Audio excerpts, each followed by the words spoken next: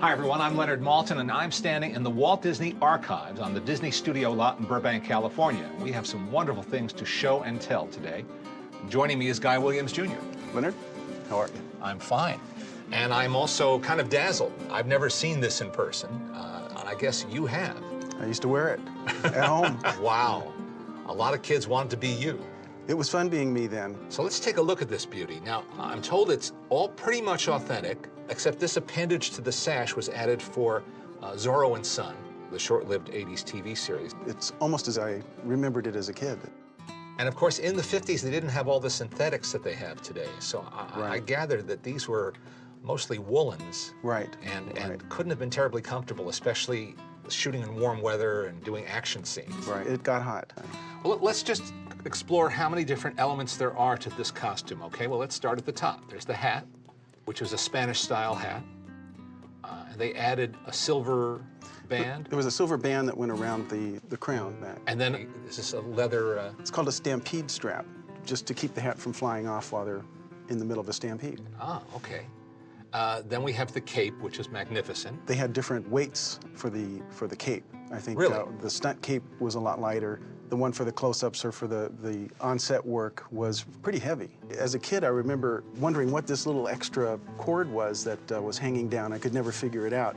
But I later learned that it's to tie off behind the back and up through the shoulder, because the cape is so heavy, it tends to pull back on the neck.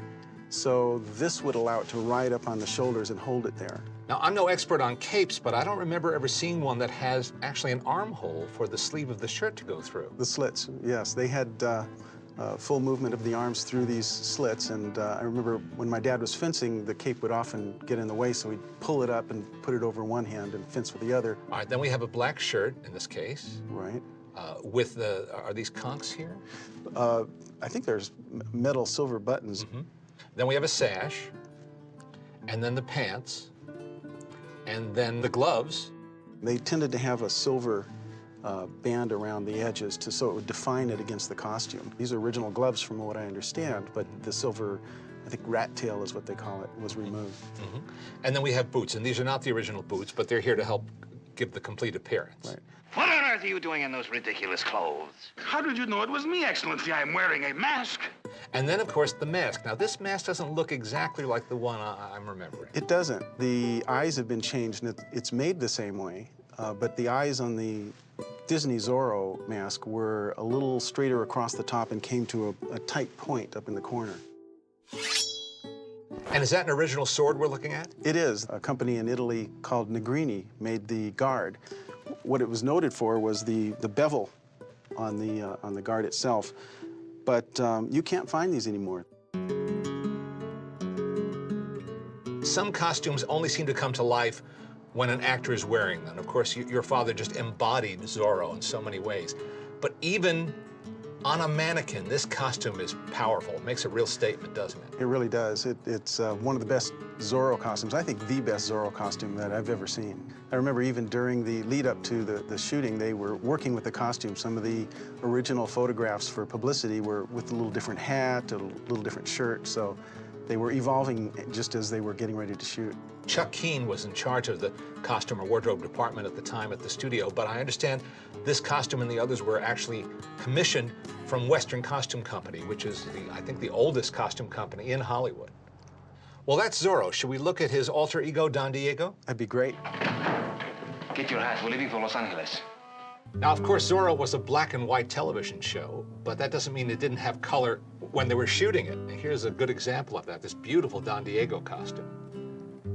It's funny, I remember as a kid watching it at home in black and white, but in my mind I was transposing it into color because I was familiar with the colors of the costume. Look how well this beautiful wool has held up for over half a century. The shirt and the bandana are not original, but the hat, the jacket, the vest, and the pants are, and they do look great. He was a well-dressed man. Yes. A fine family, good blood. You could do much worse, my son. Well, this befits a gentleman of standing and wealth in the community like Don Alejandro, right? Absolutely. Look at the detail work. These buttons are exquisite. And the silver brocade work also again there. Yes, and again, apparently real silver thread. Yep. But I can't help but feeling you could see this costume in any number of Western films or films set in Spain or old California. We have another costume over here that only could have come from Zorro. Well, you might say we've saved the best for last because this, to me, is the ultimate Zorro costume artifact. Of course, your father never made a Z quite this big on the show. This uniform was worn in the series by Captain Toledano, played by Peter Adams, but it was later altered with this giant Z for Zorro and Son. You know, Leonard, I think I may have found something to top that one. Really? You remember Sergeant Garcia, right? Of course. I think I found the most famous, personally inflicted Z from the whole show. Now, these pants could only have belonged to Sergeant Garcia, especially as played by Henry Calvin. He was a man of ample girth. There's no denying it. Sergeant Garcia's presence does carry weight. And I should say to all of you that these costumes, most of them were in the Disney costume inventory for years and years and years. And it wasn't that they were mishandled or mistreated, but they were just sort of sitting there. The good folks at the Disney Archives said, no, we have to pluck these out of inventory and put them on display, save them, restore them, and treat them as what they are, pieces of Disney history. That is an Italian blade, Don Diego. An excellent buy for 30 pesos. Our friends at the Walt Disney Archives have spread out a treasure trove of Zorro merchandise for us, but this is just a sampling, isn't it? Small sampling, yes. I think there were something like 500 licensed items. I think you're right. Well, let's see. Now, we could never reassemble all of that today, but they've done a pretty good job. Let's start over here. The Zorro mask and whip, good Yep. for any occasion. And that actually, if I remember correctly, came with a little filament that goes in the end that actually made it crack. Oh, Like a neat. dental floss or something. Neat. And there's an approximation of Zorro's hat and a very small cape. And those are kind of cuffs, aren't they? The gauntlets. Gauntlets. Right. Very nice. Now, of course, every red-blooded kid had a lunchbox.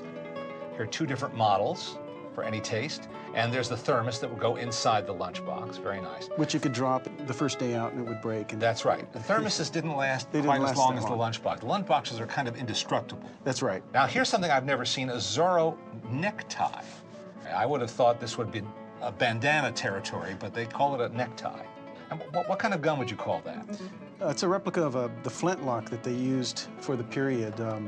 I don't know if it was technically accurate for the period, but that's what they used. And to make sure you understand that it represents Zorro, there's a decal to tell you so.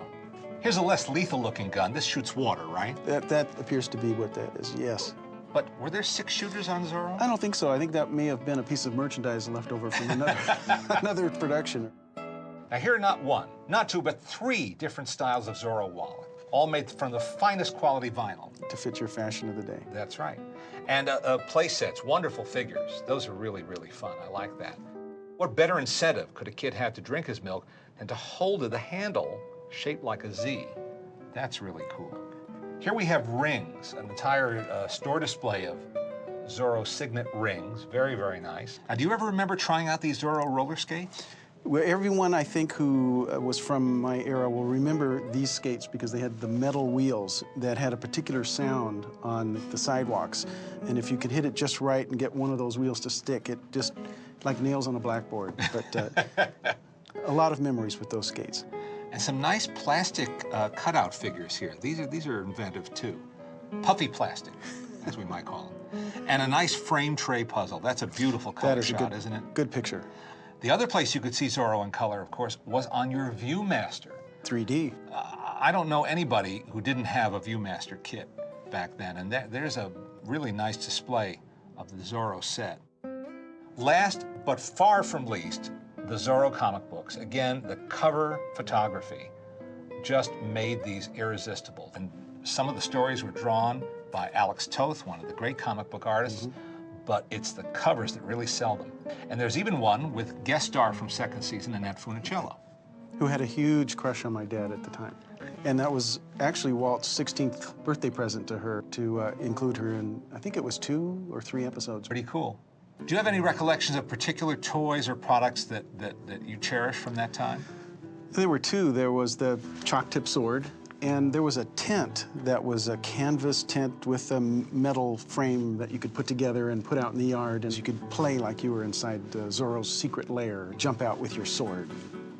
great. You even posed for a series of pictures with your dad to promote some of this merchandise. At Disney Studios, in fact, while my dad was changing into his costume, I went into Walt's office and he had this huge box of all of this stuff and more, and started pulling the things out while we were waiting, one by one, and we were going through them all.